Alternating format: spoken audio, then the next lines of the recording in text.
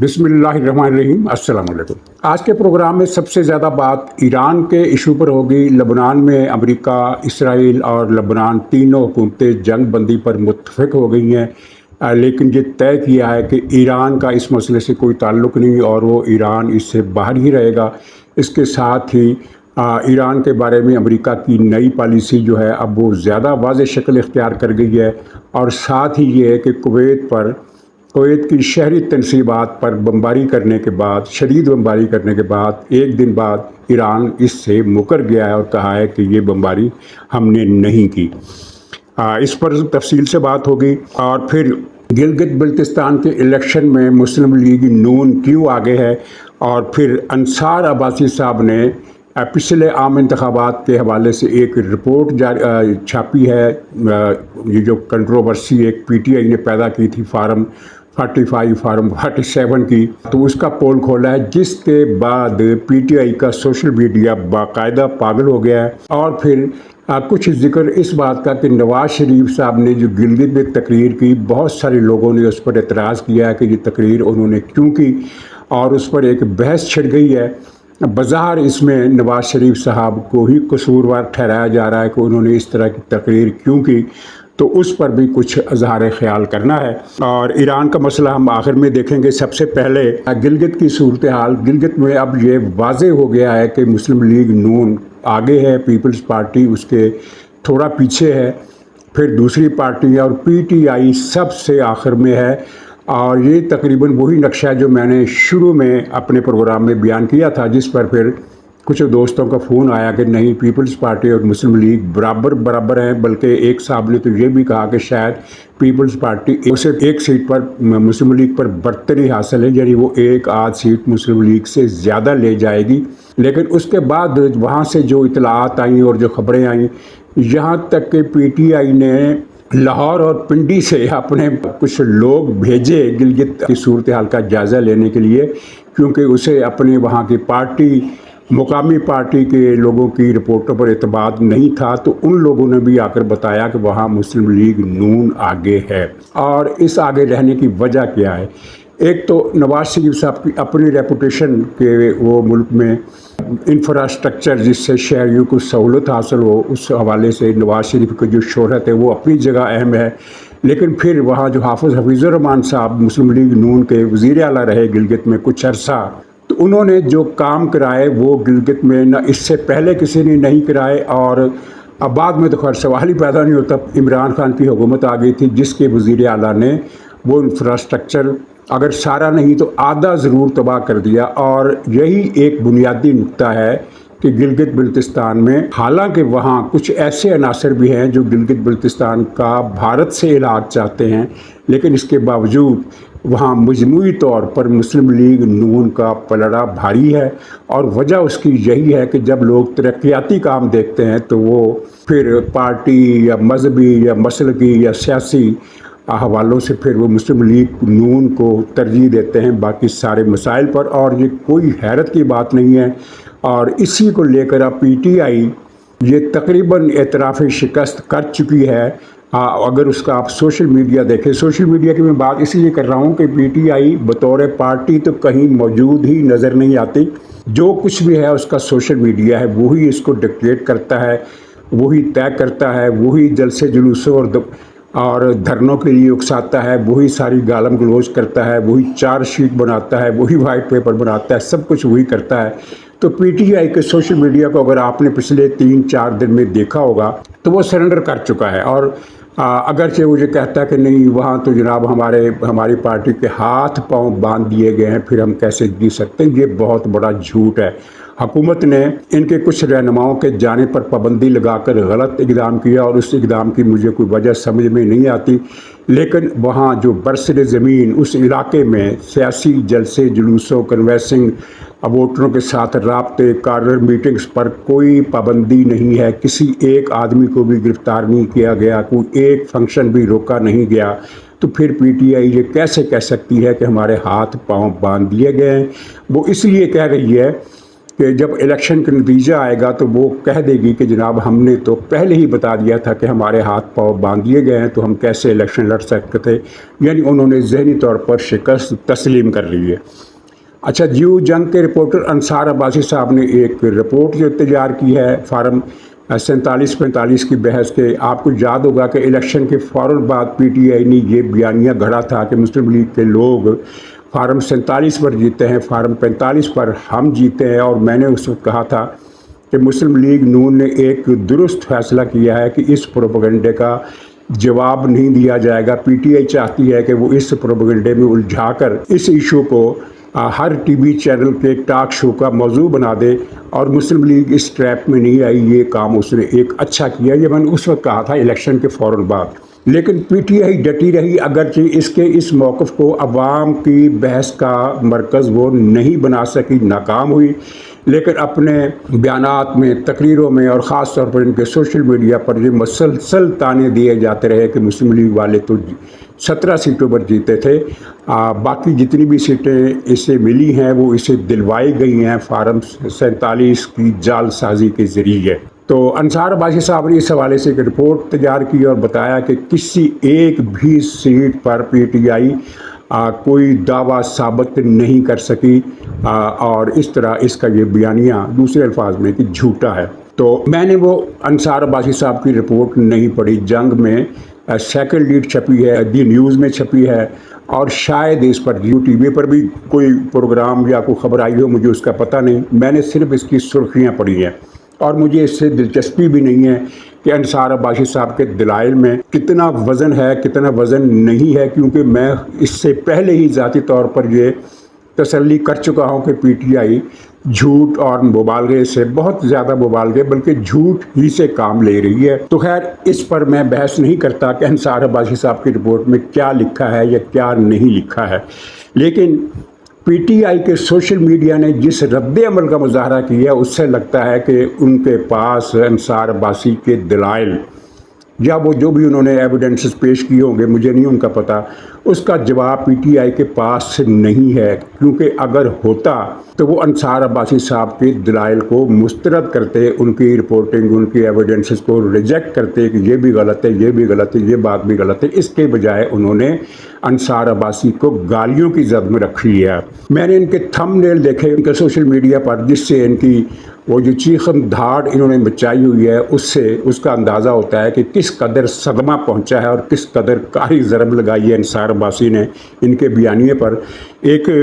P T I کے ایک worker ہیں اسد طور صاحب، انہوں نے کہا کہ یہ رپورٹ نہیں ہے بلکہ انصار عباسی کیا کہتے ہیں، یہ پرندے جو چلاتے ہیں تو یہ ان کی چلاہٹ ہے، اس طرح کی بات کی، اور کہا کہ یہ بکاؤ مال ہے اور بے شرم وغیرہ کے طعنے بھی دیے۔ یعنی اگر آپ کے پاس دلیل ہوتی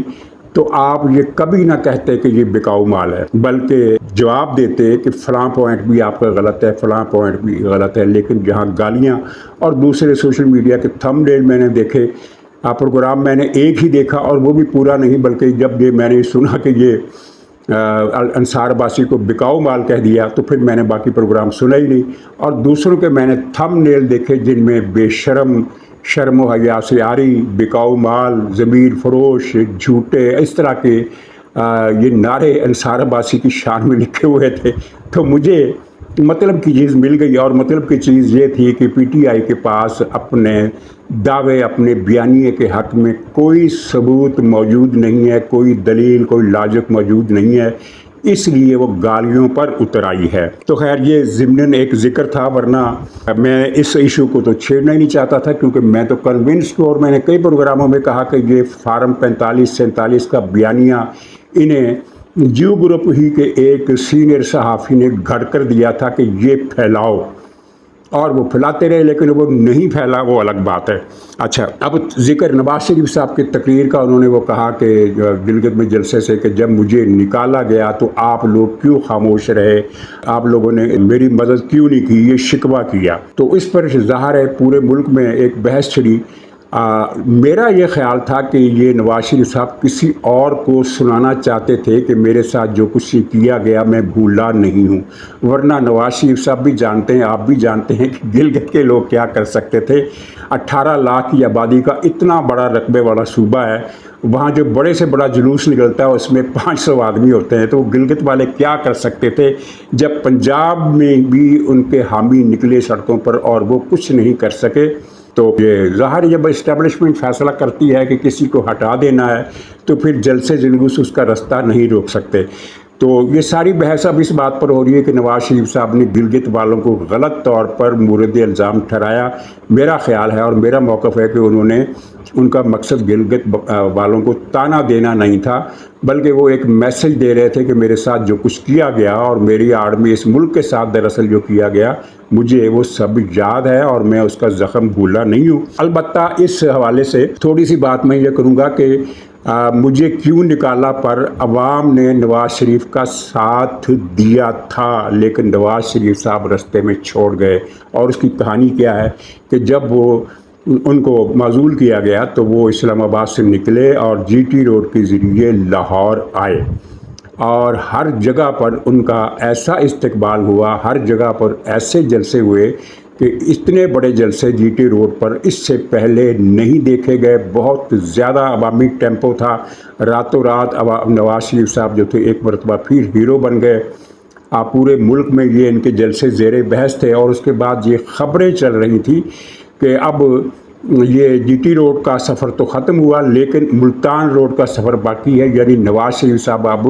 لاہور سے نکلیں گے اور جنوب کی طرف سفر کریں گے، ملتان تک جائیں گے، ہو سکتا ہے وہ سندھ میں بھی جائیں، کیونکہ سندھ کو اگرچہ مسلم لیگ ایک طرح سے رائٹ آف کر چکی ہے کہ یہ پیپلز پارٹی کا صوبہ ہے، ہم اس میں مداخلت نہیں کریں گے، لیکن مسلم لیگ کے حق میں، نواز شریف صاحب کے حق میں سندھ کے اندر بھی ایک طبقہ موجود ہے، تو شاید نواز شریف صاحب اس کو متحرک کرنے کے لیے سندھ میں بھی جائیں گے۔ لیکن اگر سندھ نہ گئے تو ملتان بہاولپور تک تو وہ ضرور جائیں گے، تاکہ پنڈی سے جی ٹی روڈ لاہور تک کا جو سفر ہے اس کا اگلا مرحلہ،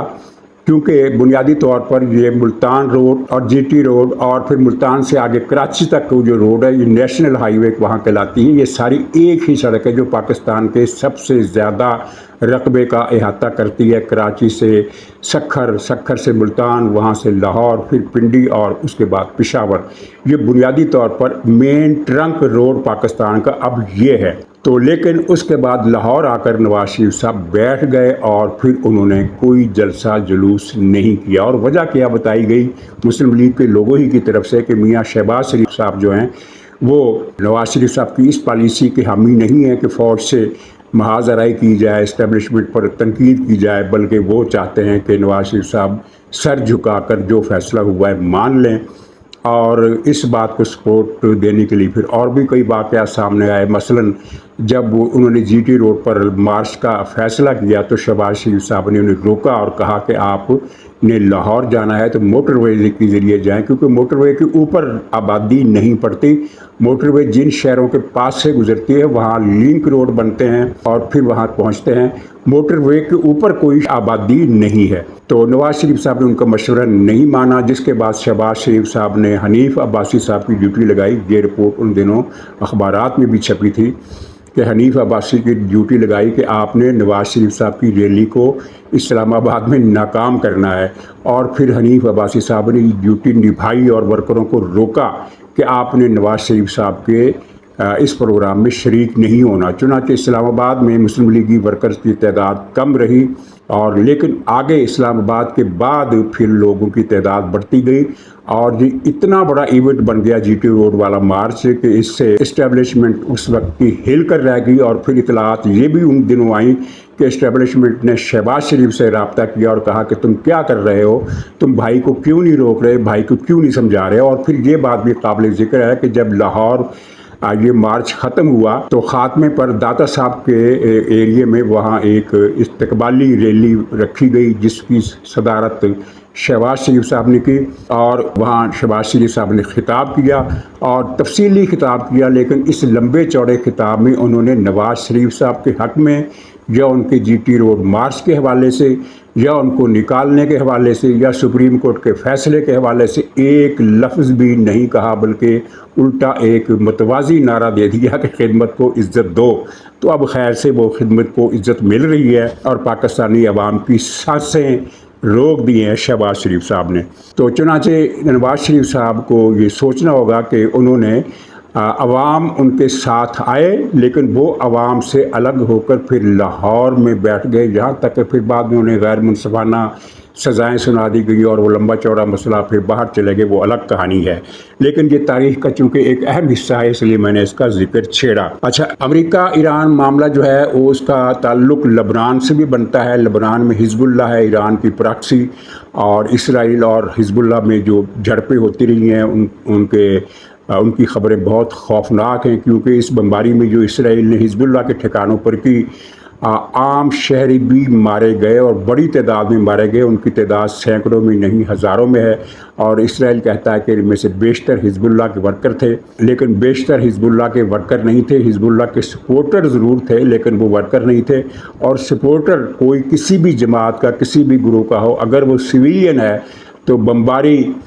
या जंग में उसको निशाना बनाना संगीन गैर इंसानी जुर्म है, और इसराइल ने ये जुर्म वहाँ किया है। लेकिन इस चक्कर में इसराइल 50 मील तक अंदर घुस गया। अब लबनान और इसराइल के दरमियान जंग बंदी का मुआहदा हो गया। ये ज़ेरे अमल आता है या नहीं, इसराइल इसको तोड़ देगा या इसका एहतराम करेगा, ये अभी देखने की बात है। लेकिन जो मुआहदा हुआ है वो ईरान के लिए बहुत मायूस कुन है। वो इसलिए कि इसमें एक तो तय ये किया गया है कि इस तनाज़े से ईरान का कोई ताल्लुक़ ही नहीं है और ईरान को इस मसले से दूर रखा जाएगा। और फिर ये कि जनूबी लबनान में लबनान की फ़ौज हिज़्बुल्लाह को निकाल देगी, जनूबी लबनान के इलाके से उसे दरियाए लतानी के पार धकेल देगी, और जबकि इसराइल इस इलाके में मौजूद रहेगा। ये एक गैर मतवाज़न बात की गई है कि हिज़्बुल्लाह को तो निकाल दिया जाएगा, और हिज़्बुल्लाह खुद मान भी गई है अभी तक की ख़बरों के मुताबिक। हो सकता है कल वो, आज या कल वो इसकी तरदीद कर दे, लेकिन अभी तक जो ख़बरें आ रही हैं वो ये है कि हिज़्बुल्लाह ने सरेंडर कर दिया है कि ठीक है हम इस इलाके से निकल जाते हैं। लेकिन इसराइल भी जंग बंदी करे तो ओवरऑल इसमें हिज़्बुल्लाह को पीछे हटना पड़ा है। एक बड़े इलाके से उसका इनखला हो जाएगा और उसके जंगजू और गोरीले जो वहाँ बच गए हैं वो शुमाली और वस्ती लबनान में चले जाएंगे। वस्ती लबनान से मुराद ये है कि बरूत के जनूबी मुज़ाफ़ात में जहाँ हिज़्बुल्लाह के गढ़ हैं, दफातर थे और अब दफातर के खंडर रह गए हैं, तो वहाँ ये लोग चले जाएंगे। तो इस पर ईरान का रद्द-ए-अमल जो आया है वो बड़ा सख्त है। ईरान के पासदारान इनकलाब के कमांडर, क्या नाम है उनका, क़ानी, उन्होंने कहा है कि नहीं, हम नहीं मानते, इसराइल को जनूबी लबनान से निकलना पड़ेगा। लेकिन अमेरिका ने वाज़ेह कर दिया है कि ईरान का इस मसले से कोई ताल्लुक़ ही नहीं है। दूसरी तरफ सदर ट्रंप ने अपने साथियों को बताया है गवर्नमेंट में, ये अमरीकी अखबारात की रिपोर्ट है, न्यूयॉर्क टाइम्स की रिपोर्ट है, कि ट्रंप ने कहा है कि हम अब ईरान से कोई जंग या बड़ी जंग नहीं करेंगे, जंग का वक्त ख़त्म हो गया, अब सारा कुछ मुज़ाकरात के ज़रिए ही हल होगा। और साथ ही ये बयान भी दिया है कि एक हफ़्ते के अंदर अंदर मुआहदा हो जाएगा। ये वो कई महीनों से कह रहे हैं। लेकिन इसमें अहम बात यह है कि अमेरिका की पॉलिसी अब वाज़ेह हो गई है। पॉलिसी ये है कि वो ईरान की नाकाबंदी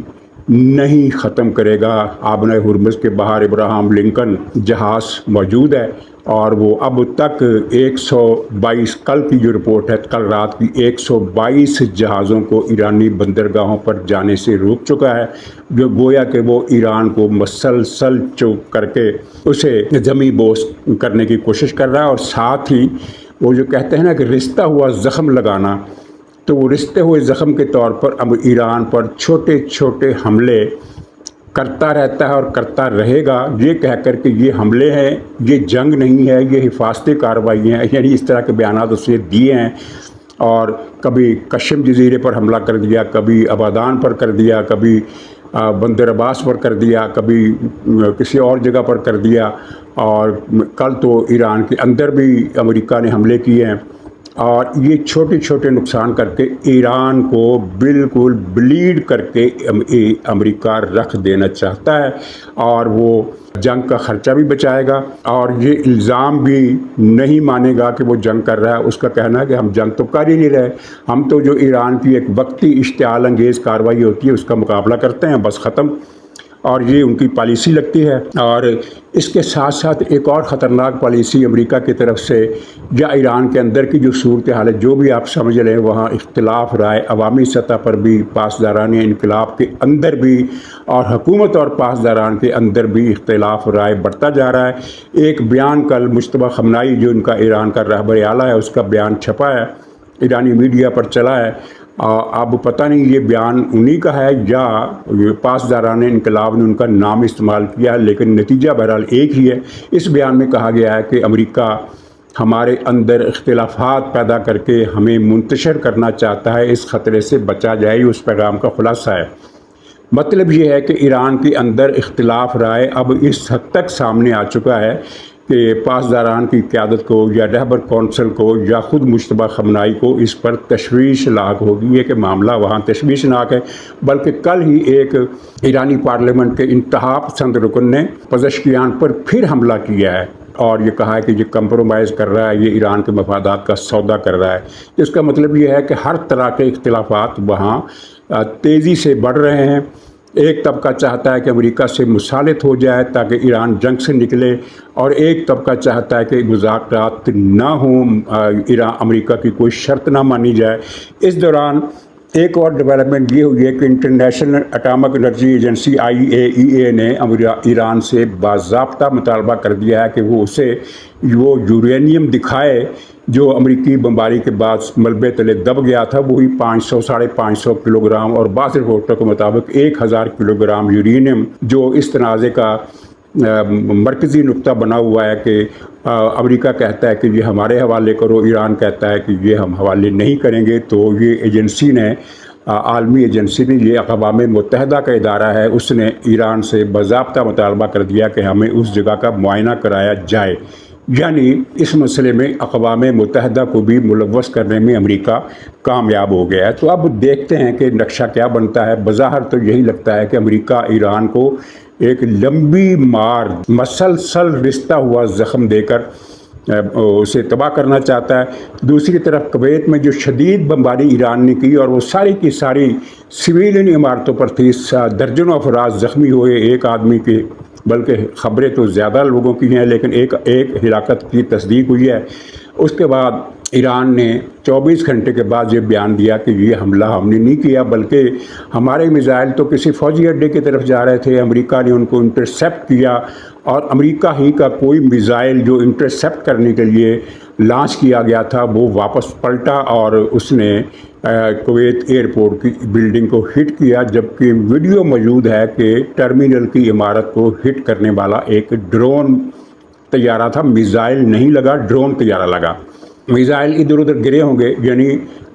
اس کو ہٹ کیا گیا اور ایران نے، اچھا یہ بھی ایک PTI کا جو سوشل میڈیا ہے وہ ایران کا ترجمان بنا ہوا ہے، تو اس کی پالیسی بھی بڑی مزیدار ہے۔ جب ایران کسی بھی ملک کے سویلین عمارتوں پر حملہ کرتا ہے، مثلا کویت پر، امارات پر، یا بحرین پر، یا قطر پر، تو یہ میڈیا اپنے تھم نیل لگاتا ہے کہ ایران نے کویت کو ٹھوک کے رکھ دیا، ایران نے سعودی عرب کو ٹھوک کے رکھ دیا، ایران نے قطر کو ٹھوک کے رکھ دیا، یہ ان کی سرخیاں ہوتی ہیں۔ اور پھر جب ایران ایک دن بعد مکر جاتا ہے کہ یہ حملہ ہم نے نہیں کیا، تو یہی میڈیا پرسن اپنے تھم نیل اس طرح بناتے ہیں کہ اسرائیل کی واردات، حملہ کر کے الزام ایران پر لگا دیا۔ یعنی ایک دن پہلے وہ ایران کو شاباش دے رہے تھے کہ ویل ڈن، آپ نے کویت کو ٹھوک کے رکھ دیا، اور اگلے دن پھر ان کا تھم نیل ہوتا ہے کہ اسرائیل کی سازش، ورنہ ایران تو قطر کا، کویت کا برادر ملک ہے، وہ تو برادر اسلامی ملک ہے، وہ کیسے حملہ کر سکتا ہے قطر پر؟ یہ اسرائیل کا کام ہے۔ اسرائیل اپنے خفیہ حملے کرتا ہے اور الزام ایران پر لگا دیتا ہے۔ تو یہ تماشا بھی ہم دیکھ رہے ہیں۔ ناظرین اجازت دیجیے، انشاءاللہ اگلے بلاگ میں پھر ملاقات ہوگی، تب تک کے لیے خدا حافظ۔